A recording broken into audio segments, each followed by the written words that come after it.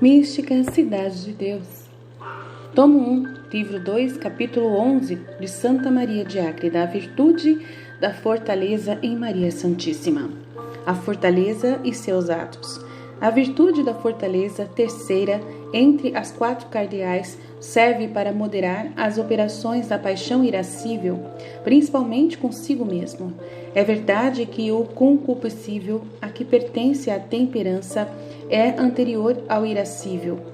O apetite da paixão concupiscível gera a paixão irascível, contra o que estorva o apetecido.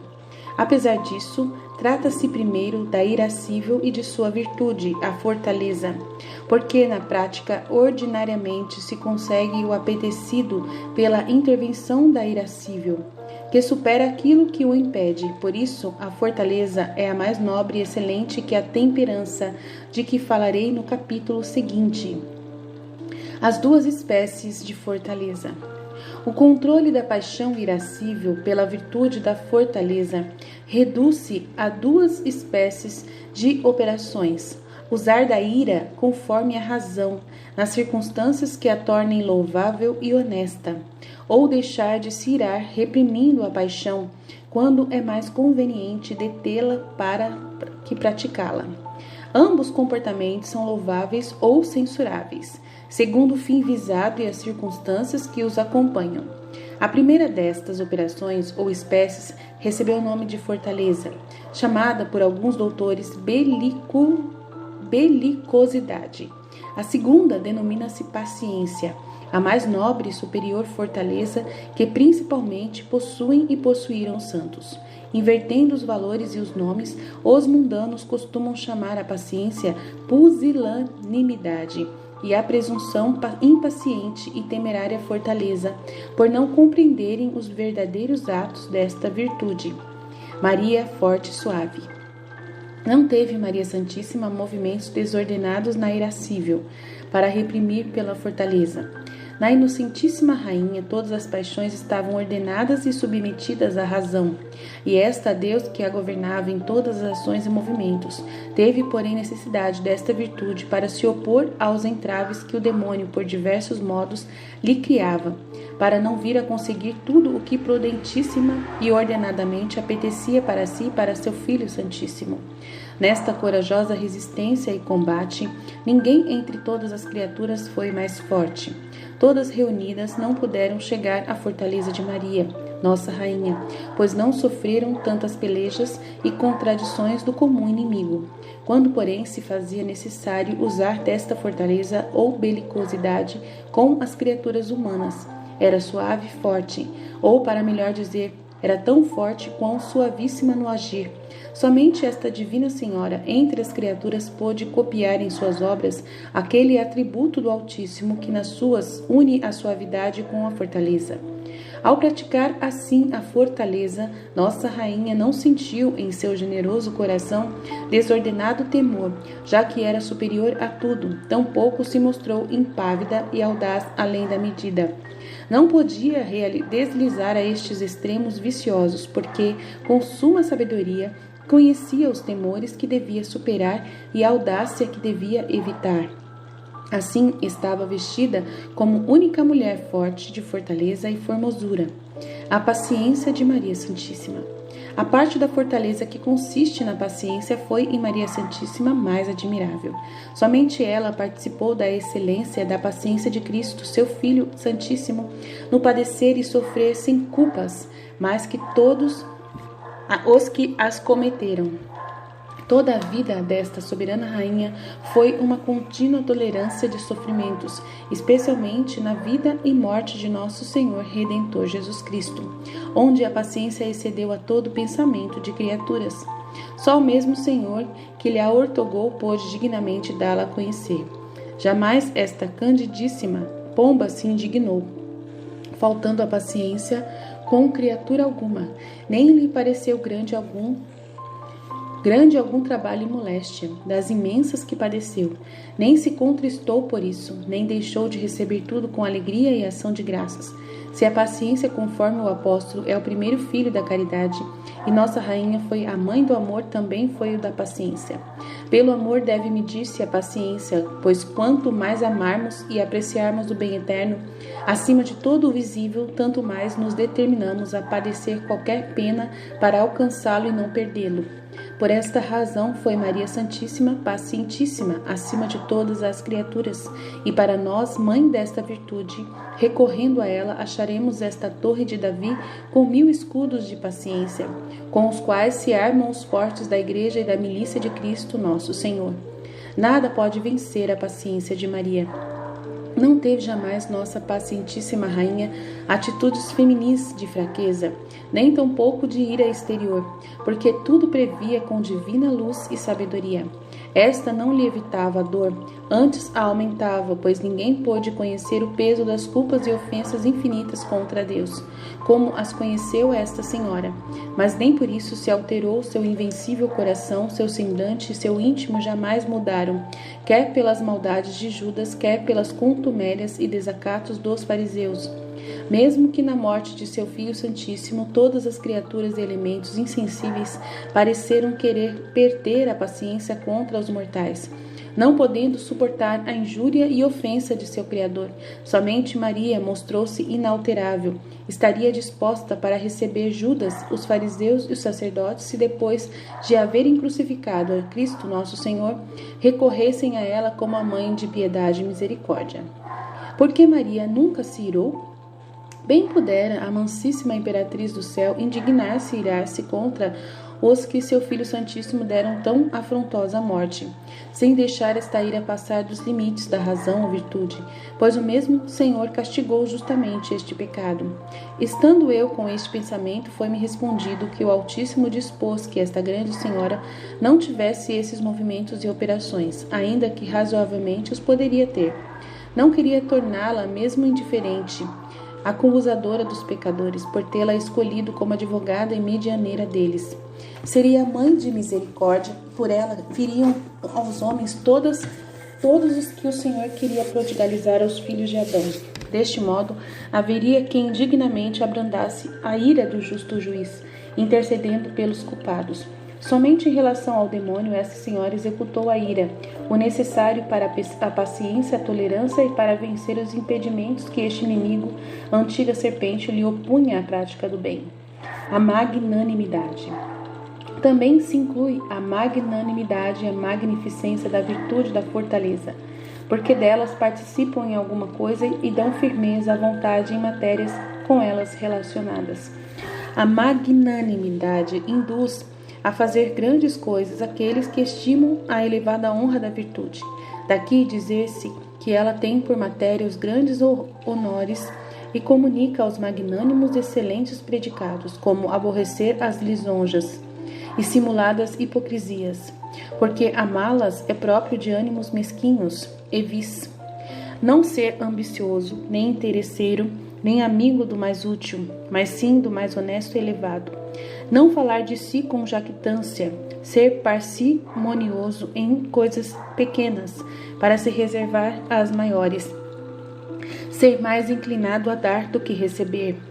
Todas estas coisas são dignas de maior honra. Apesar disto, esta virtude não se opõe à humildade, mas uma virtude não pode contradizer outra. A magnanimidade torna o homem, mediante seus dons e virtudes, merecedor de grandes honras, porém, sem as ter apetecido ambiciosa e desordenadamente. A humildade, além disso, ensina-lhe referir as próprias virtudes a Deus e desestimar-se a si mesmo pelos defeitos e fraquezas da própria natureza. A dificuldade que apresentam estes grandes e nobres atos de virtude exige especial fortaleza que vem a ser a magnanimidade.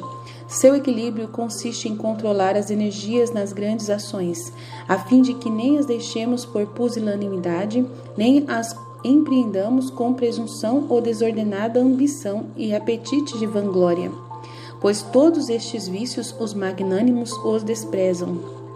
A magnificência.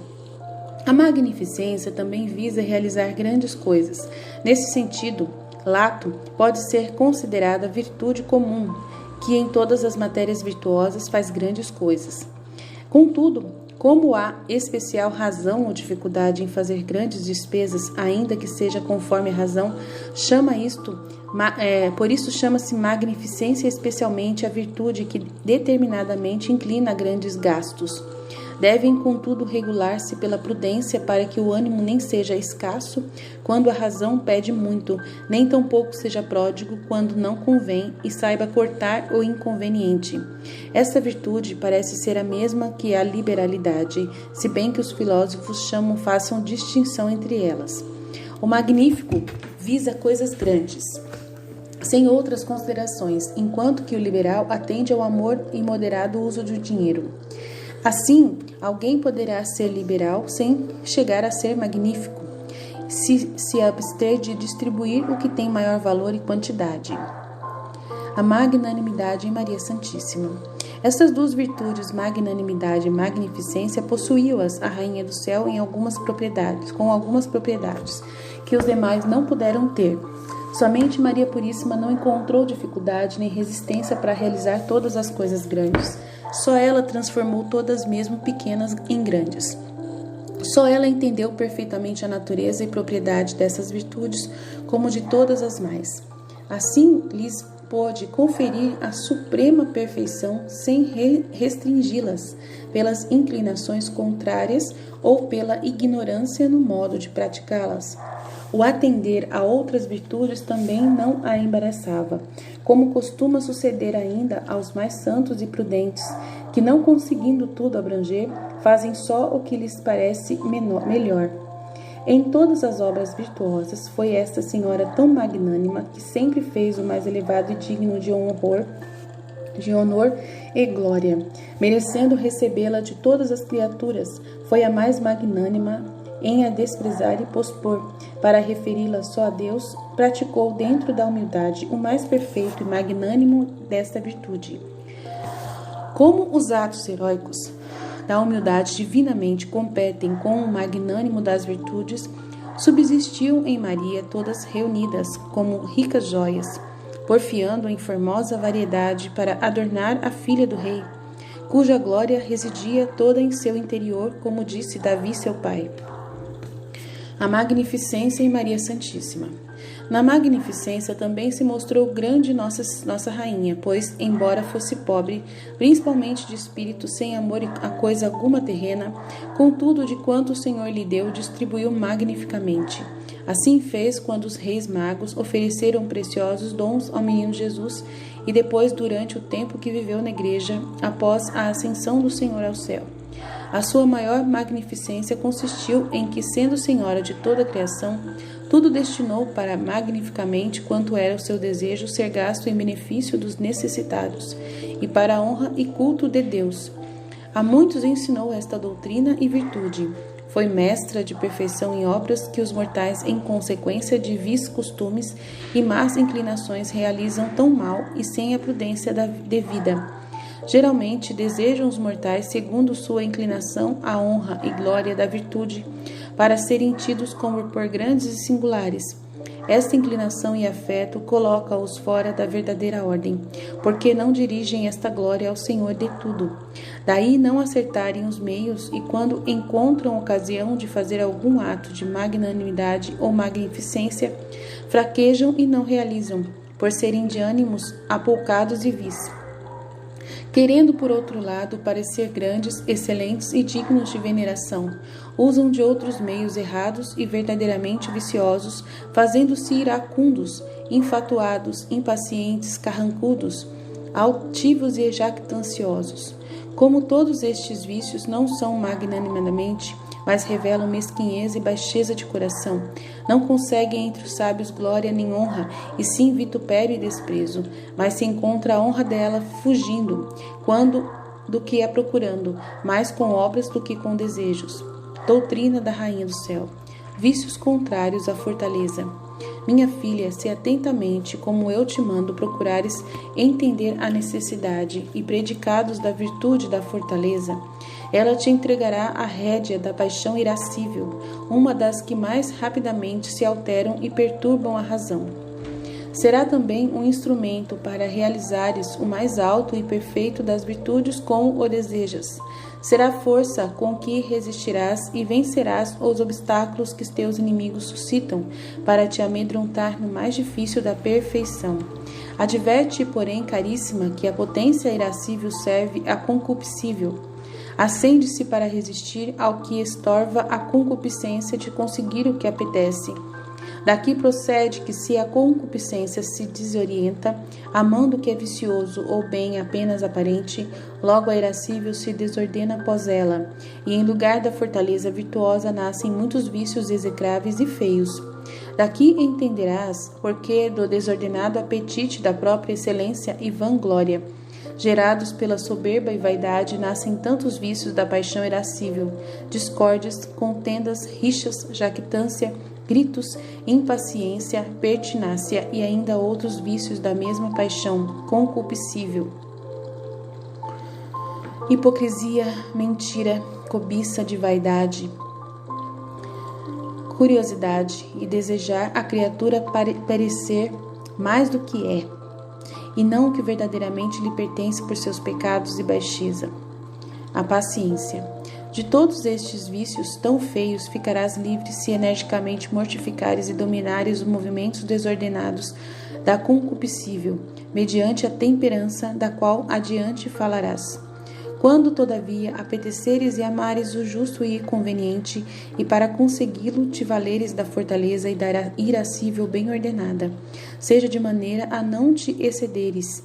Sempre há perigo de se irar com o zelo da virtude, quem está sujeito ao seu próprio e desordenado amor. Às vezes este vício se disfarça, se encobre com capa de bom zelo, e a criatura deixa-se enganar. Ira-se pelo que apetece para si, querendo atribuí-lo ao zelo de Deus e bem do próximo. Por isso é tão necessária e louvável a paciência que nasce da caridade e é acompanhada pela largueza e magnanimidade. Quem ama, deverás ao sumo e verdadeiro bem, facilmente sofre a perda da honra e glória aparentes, e com magnanimidade a despreza por objeta e sem valor. Mesmo quando as criaturas lhe a oferecem, não a estima, e nos demais trabalhos se mostra invencível e constante. Deste modo, conquista quanto possível o bem da perseverança e da paciência. Capítulo 12. A virtude da temperança em Maria Santíssima. Definição e utilidade da temperança. A criatura apetece o bem sensível e repele o mal. Este último movimento modera-o com a fortaleza que serve, como disse, para a vontade não se deixar vencer pela paixão irascível, mas vença com coragem, mesmo à custa de padecer qualquer mal sensível, a fim de conseguir o bem honesto. Os outros movimentos da paixão concupiscível governam-se com a temperança, última e menor das virtudes cardeais. O bem alcançado não é tão geral como aquele visado pelas outras virtudes, porque a temperança procura alcançar o bem particular de quem a possui. Definem os doutores e mestres a temperança como universal moderação de todos os apetites naturais, sendo neste sentido virtude geral e comum, compreendendo todas as virtudes que movem o apetite de acordo com a razão. Não tratamos agora da temperança neste sentido geral, mas só enquanto governa o concupiscível na matéria do tato, onde o deleite move com maior força e, consequentemente, em outras matérias deleitáveis, que imitem o deleite do tato, ainda que com menos intensidade. Efeitos da temperança e do vício contrário. Assim considerada, a temperança ocupa o último lugar entre as virtudes porque seu objeto não é tão nobre como o das outras. Não obstante, são-lhe atribuídas algumas excelências maiores, porque afasta de objetos e vícios mais feios e aborrecíveis, como a intemperança nos deleites insensitivos comuns aos homens e aos brutos irracionais. Por isso disse Davi: o homem tornou-se semelhante ao jumento quando se deixou levar pela paixão do deleite. Pela mesma razão, o vício da intemperança chama-se pueril, porque a criança não se move pela razão, mas pelo capricho do apetite, e só se modera pelo castigo. Pedindo a paixão concupiscível que se refreie nestes deleites, a virtude da temperança redime o homem deste indecoro, ensinando-o a governar-se, não pelo deleite, mas pela razão. A esta virtude se atribui certa honestidade, decoro e formosura, que ela transfere ao homem quando este se mantém dentro da razão contra uma paixão tão indômita, que poucas vezes a escuta e lhe obedece.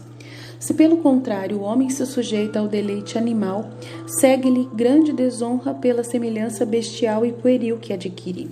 Outras virtudes encerradas na temperança. Na temperança estão compreendidas as virtudes da abstinência e sobriedade, em oposição aos vícios da gula na comida e da embriaguez na bebida. Na abstinência está compreendido o jejum. São estas as primeiras virtudes, porque a primeira coisa que se oferece ao apetite é o objeto do gosto, para conservar a natureza. Depois destas virtudes seguem-as que moderam o uso da propagação natural, a castidade e o pudor, compreendendo a virgindade e a continência da castidade, em contraposição aos vícios da luxúria, incontinência e suas espécies. A essas virtudes, que são as principais da temperança, seguem-se outras que abrandam o apetite em outros deleites menores. As que moderam os sentidos do olfato, ouvido e vista se reduzem às do tato. Há, porém, outras semelhanças, a clemência e mansidão que governam a ira e a desordem no castigar, as quais podem transformar-se em crueldade desumana ou bestial. A modéstia encerra 4 virtudes: a humildade oposta à soberba, que detém o homem a não apetecer desordenadamente a própria excelência; a estudiosidade, para não apetecer saber mais o que convém e como convém, contrapondo-se ao vício da curiosidade, a moderação ou austeridade, para não apetecer o fausto, supérfluo e ostentação no traje e aparência exterior, que modera o apetite desmedido nos exercícios físicos, como nos jogos, movimentos do corpo, divertimentos, dança e etc. Essa virtude é muito necessária e geralmente se chama modéstia ou temperança. A temperança em Maria Santíssima. Para manifestar a excelência que essas virtudes alcançaram na Rainha do Céu, assim como expliquei das outras, sempre tenho por insuficientes os termos e palavras comuns que usamos para falar das virtudes das outras criaturas. Maior proporção tiveram as graças e dons de Maria Santíssima com as de seu diletíssimo Filho, e essas com as perfeições divinas, do que todas as virtudes de santidade dos santos comparadas com a desta soberana Rainha das virtudes. Daqui vir a ser muito desproporcionado quanto dela podemos dizer com palavras empregadas para explicar as graças e virtudes dos demais santos. Nestes, por mais consumadas que fossem suas virtudes, encontravam-se em criaturas imperfeitas, sujeitas ao pecado e por ele desordenadas. Se a respeito dessas criaturas, disse o Eclesiástico 26:20, que não se poderia fazer digna ponderação da excelência do casto, que diremos da temperança da Senhora das Graças e Virtudes e da formosura de sua alma santíssima, repleta da plenitude de todas elas? Todos os domésticos desta mulher forte estavam guarnecidos com duplicadas vestes, porque suas potências estavam adornadas com 2 hábitos ou perfeições de incomparável formosura e fortaleza: o da justiça original, que subordinava os apetites à razão e à graça, e os hábitos infusos que acrescentavam nova beleza e energia para agir com suma perfeição. Diferença entre a temperança dos santos e o de Maria Santíssima. Todos os santos que se distinguiram na perfeição da temperança terão chegado a sujeitar a indômita paixão concupiscível ao jugo da razão para não apetecer fora da ordem, o que depois teriam que reparar com a dor de o haver apetecido. Quem se adiantasse até aí conseguiria negar ao apetite tudo aquilo que se pode subtrair à natureza humana sem destruí-la. Nestes atos de temperança, porém, sentiria alguma dificuldade que retardaria o afeto da vontade, pelo menos certa resistência que o impediria de conseguir plenamente seu desejo, e com um apóstolo queixar-se-ia do infeliz jugo deste pesado corpo. Em Maria Santíssima não havia esta discordância, pois os apetites sem pretensões e sem se antecipar à razão deixavam todas as virtudes operar com tal sintonia e acordo que, fortalecendo-a como exércitos de esquadrões bem ordenados, formavam um coro de celestial harmonia. Além disso, não tendo desvios do apetite a reprimir, de tal modo exercitava os atos de temperança que em sua mente não puderam penetrar imagens ou memórias de movimentos desordenados. Ao contrário, imitando as divinas perfeições, suas operações eram como que originadas e copiadas daquele divino exemplar, a ele se dirigindo como a única regra de perfeição e último fim a que tendiam. A abstinência e sobriedade de Maria Santíssima. A abstinência e sobriedade de Maria Santíssima constituíram admiração para os santos. Sendo rainha de toda a criação, estando sujeita às naturais paixões da fome e sede, jamais apeteceu finos manjares à altura de sua grandeza e poder. Nem usava do alimento por gosto, mas por apenas necessidade. A esta satisfazia com tal temperança que nem excedia, nem pôde exceder, além do exato necessário para a conservação da vida. Protelava um pouco a alimentar-se, para sentir fome e sede, e deixar a graça a ocasião de agir, juntamente com o natural efeito do escasso alimento recebido. Nunca sofreu alterações orgânicas por excesso ou falta de comida ou bebida, nem por esta falta sentiu mais necessidade, nem a teve num dia mais do que no outro. Se delas se abstinha um pouco mais do que a natureza pedia, era alimentada pela graça, da qual também vive a criatura, não apenas de pão. Bem poderia o Altíssimo sustentá-la sem comida e bebida, porém não o fez, para não privá-la do merecimento, e nós do exemplo de sua temperança. Sobre a qualidade e horário de sua alimentação, fala-se em diferentes lugares desta história. Por sua própria vontade nunca comeu carne, nem mais de uma única vez por dia, salvo quando viveu com seu esposo José e quando acompanhava seu filho ao Santíssimo. Nessas ocasiões, para acomodar-se aos outros, seguia a ordem que o Senhor lhe dava. Sua temperança, porém, era sempre miraculosa. A pureza de Maria. Da virginal pureza e pudor das virgens, nem os supremos serafins podem dignamente falar. Nesta virtude, que neles é natural, foram inferiores à sua rainha, porquanto, mediante o privilégio da graça e poder do Altíssimo, esteve Maria Santíssima mais imune do vício contrário, do que os mesmos anjos que, por natureza, não podem ser por ele atingidos. Nesta vida, nós, os mortais, não conseguimos formar o devido conceito desta virtude da Rainha do Céu e embaraçamo-nos muito pesado barro que obscurece em nossa alma a cândida e cristalina luz da castidade.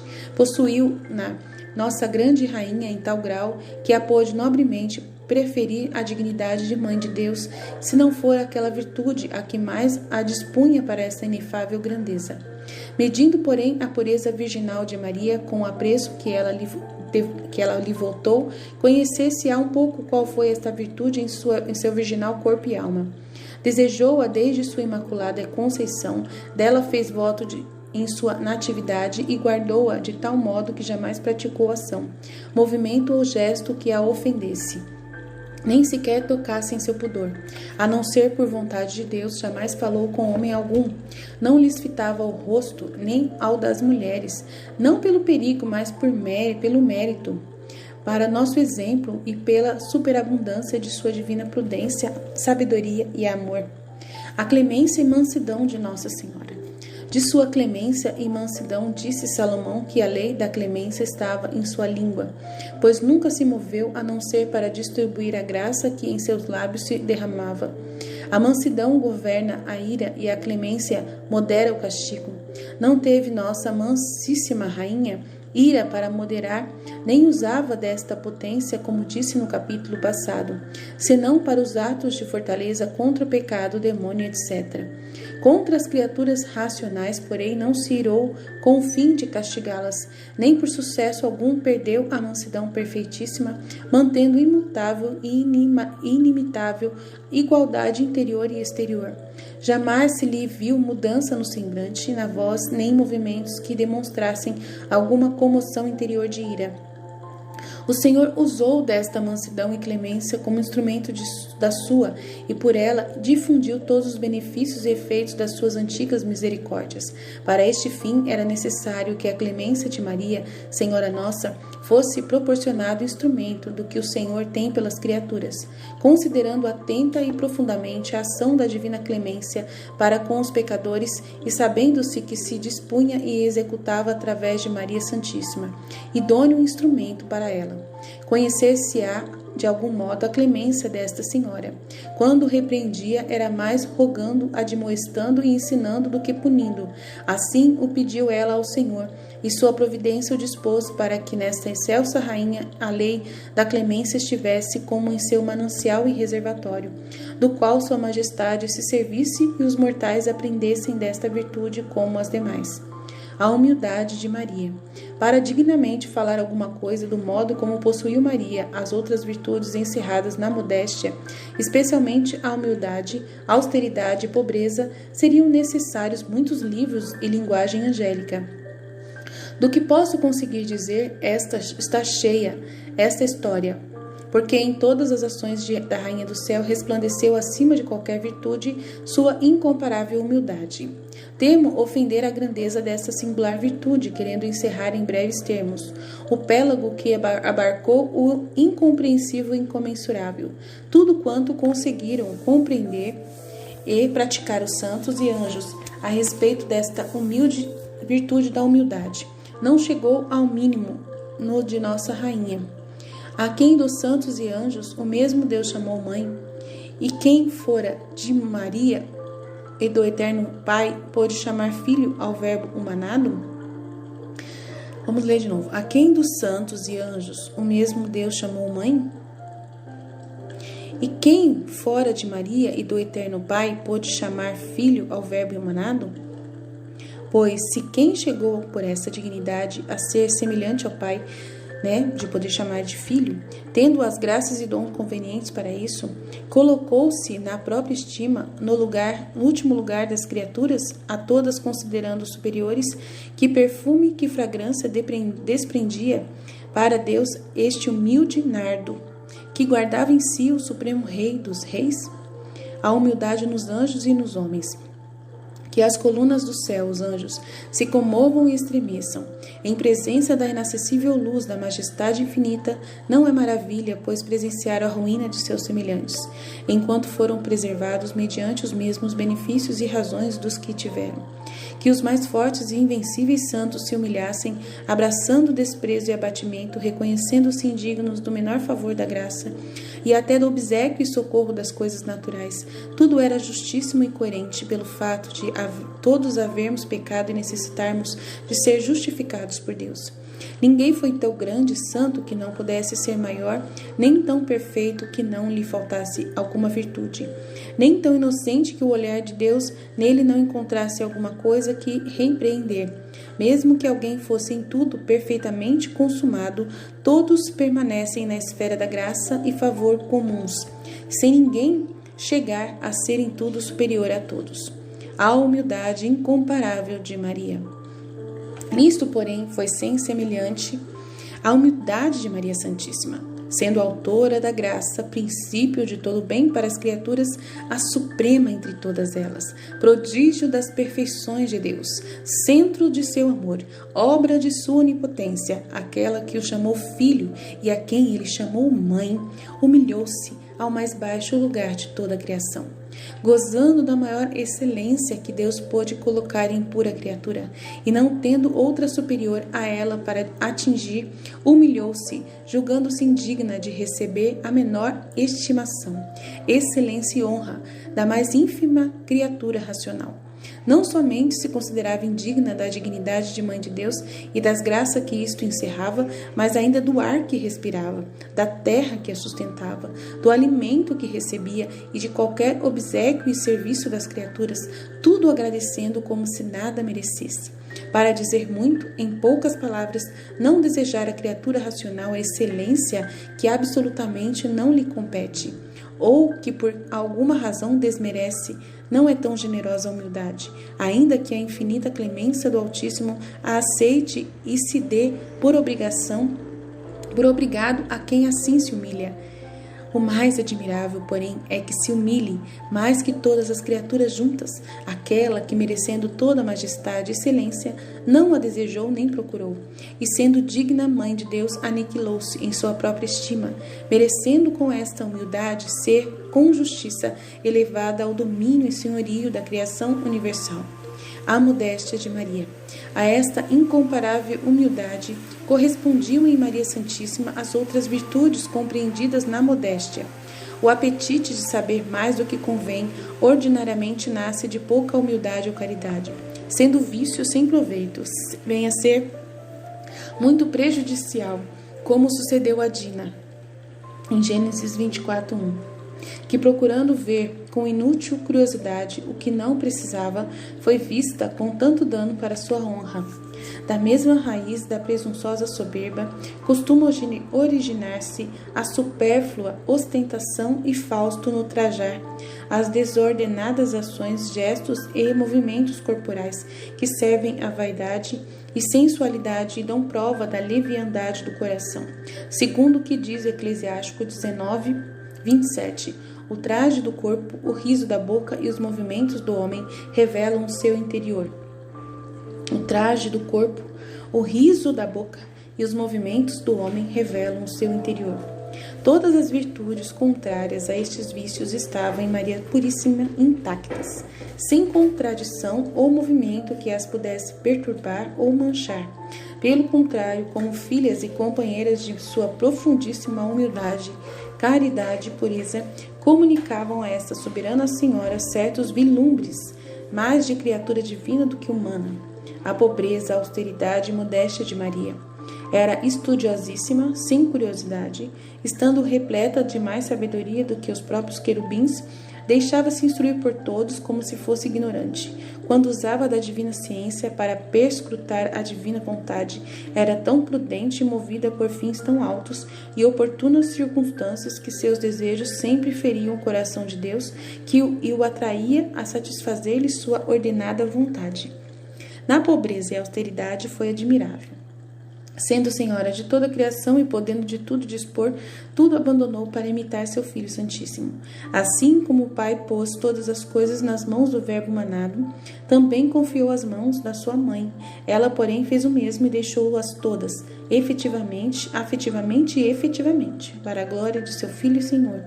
Da modéstia de suas ações, doçura de suas palavras e de seu porte, bastará dizer que, pela inefável grandeza que revelava nestas virtudes, poderia ser considerada criatura mais que humana, se a fé não ensinasse que era pura criatura, conforme confessou o sábio de Atenas, São Dionísio. Doutrina da Rainha do Céu. Necessidade da temperança. Minha filha, segundo o que compreendeste, dissesse alguma coisa sobre a dignidade e excelência da virtude da temperança, e o modo como eu a praticava, muito ficaria ainda por dizer, para que os mortais entendessem a premente necessidade de controlar seus atos pela temperança. Castigo do primeiro pecado foi o homem perder o perfeito domínio da razão. As paixões. Castigo do primeiro pecado foi o homem perder o perfeito domínio da razão. Muito importante guardar isso. As paixões desobedientes a ela se revoltaram contra o homem rebelde a Deus, por desprezar seu justíssimo preceito. Para reparar este dano foi necessária a virtude da temperança. Ela doma as paixões, refreia seus movimentos de deleite, modera-as e restitui ao homem o conhecimento do perfeito equilíbrio da concupiscência. Ensina-o novamente a se sujeitar à razão, que tem capacidade para a divindade, e a não seguir os próprios deleites como os irracionais. Sem esta virtude, impossível é à criatura despir-se do velho homem e se dispor para os dons da graça e sabedoria divina, porquanto esta não habita na alma de um corpo sujeito a pecados. Olha, para o dom da divina vontade é importantíssimo essa virtude, essa doutrina de Nossa Senhora. Aquele que, mediante a temperança, modera suas paixões, negando-lhes o desordenado e bestial deleite que apetecem, poderá dizer por experiência que o rei introduz na adega de seu delicioso vinho e dos tesouros da sabedoria e espirituais carismas. Esta virtude é a comum geradora de muitas outras virtudes formosas, fragrantes e agradáveis ao Altíssimo. Frutos espirituais da temperança. Apesar de ser meu desejo que te esforces por adquirir todas as virtudes, considere em particular a beleza e o agradável perfume da castidade, a energia da abstinência e sobriedade na comida e bebida, a suavidade da modéstia nas palavras e ações, a nobreza da altíssima pobreza no uso das coisas. Com essas virtudes obterás a luz divina, a paz e a tranquilidade de tua alma, a serenidade de tuas potências, o controle de tuas inclinações. Chegarás a ser toda iluminada com os resplendores da divina graça e seus dons. Da vida sensitiva e animal serás elevada à vida angélica e sua conversação. Vida que desejo para ti e que tu mesma queres alcançar com o auxílio divino. Adverte, pois, caríssima, e desvela-te em agir sempre pela luz da graça e nunca se movam pelas potências somente pelo próprio deleite e gosto. Em todas as coisas necessárias para a vida, comer, dormir, vestir, falar, ouvir, desejar, corrigir, mandar, pedir, em tudo sejas governada pela luz e gosto de teu Senhor e Deus, e não pelo teu, visando unicamente sua glória e beneplácito. Vícios contrários à temperança e seus danos. Para mais te afeiçoares à beleza e graça dessa virtude, lembra-te da fealdade dos vícios contrários a ela. Medita na luz que recebes. Quão feio, abominável, horrível e monstruoso encontra-se o mundo aos olhos de Deus e dos santos pela enormidade de tantas abominações cometidas pelos homens contra esta amável virtude. Observa quantos seguem ao modo dos animais brutos e a repelente sensualidade, outros a gula e a embriaguez, estes o luxo e a vaidade, aqueles a soberba e a presunção, outros a avareza, o deleite de adquirir bens. De modo geral, todos se deixam arrastar pelo ímpeto das paixões, enquanto agora buscam o deleite, vão entesourando para o futuro eternos tormentos na privação da vista beatífica de seu Deus e Senhor.